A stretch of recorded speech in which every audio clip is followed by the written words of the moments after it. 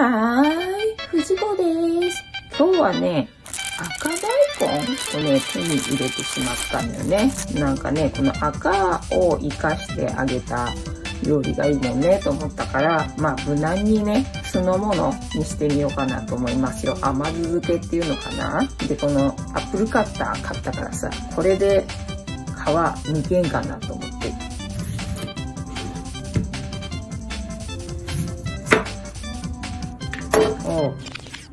中までしっかり赤い大根だね。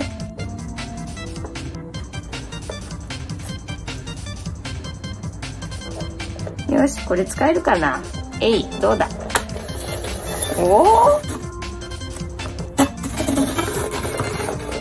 お、大根の皮はちょっと硬いのかな。あ、違う、形が違うんだ。丸くないとダメか。細長いのは剥けないんだ。半分まで剥けたけどね。うわぁ、どこまで行く。というわけで普通にピーラーで剥きますよ。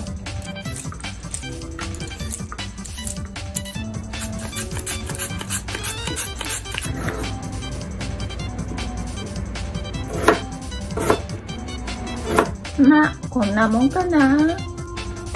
ここに塩小さじ1/2ぐらいかな入れて、よく混ぜてしんなりするまでね。はい、しばらく置きます。はい、ではね、ちょっとしんなりしてきたかな。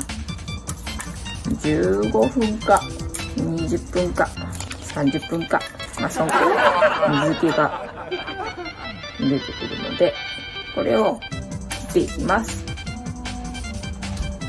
はい、水気を絞ってまいりました。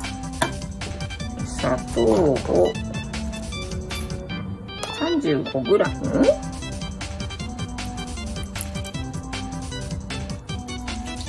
お酢が 30g、 よく混ぜて、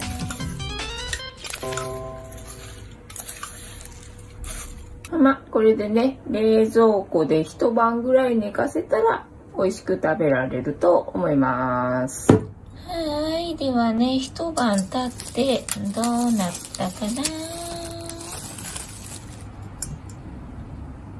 な。まあ見た目別に変わるわけじゃないと思うけどね。お酢が入ってるからさらに赤がね、鮮やかになるよね。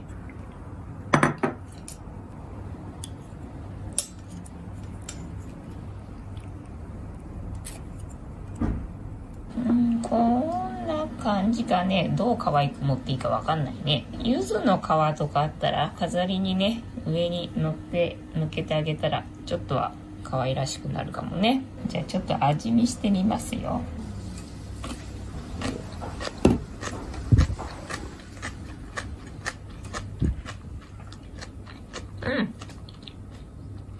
普通に甘酢漬けだね。この赤い大根手に入れるようなことがあったらね、おせちみたいな感じで並べてあげたらね、彩りいいんじゃないかなと思いますよ。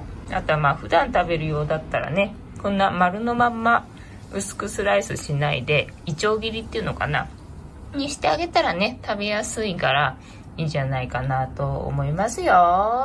いつも見てくれてありがとうございます。チャンネル登録、グッドボタンよろしくお願いいたします。ではまた。バイなら。